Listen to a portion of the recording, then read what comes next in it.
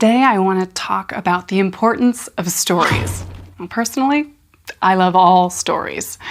They can educate and entertain and tell us a lot about who we are and where we come from. After all, people have always told stories. Every culture in the world has its own tradition of storytelling. And from the moment we are born, stories are an important part of our everyday lives. But did you know that many of these stories from all over the world share the same basic story? In fact, some experts say there are only 7 main plots. They say that all stories, from century-old folktales to modern blockbusters, fit into one of these categories. There's the monster plot, where an enemy threatens a community until it is defeated by a local hero. Examples of this include Dracula and Jaws.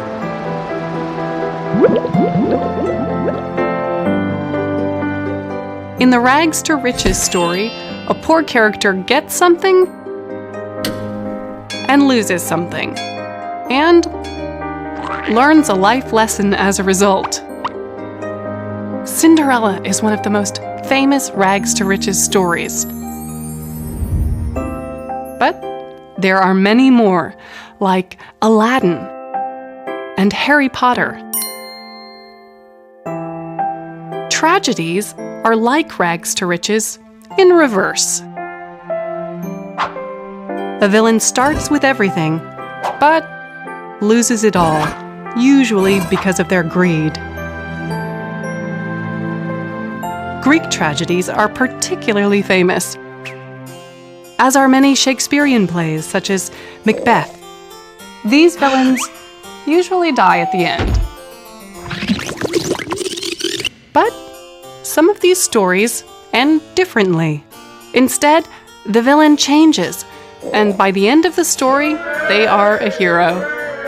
This plot is called the rebirth plot. A lot of old sagas follow the plot of the quest. Here, the main character goes on a journey in order to find something or get somewhere. On the way, they face many obstacles, but they usually get there in the end. The voyage and return is similar to the quest, but the hero often returns with nothing but experience.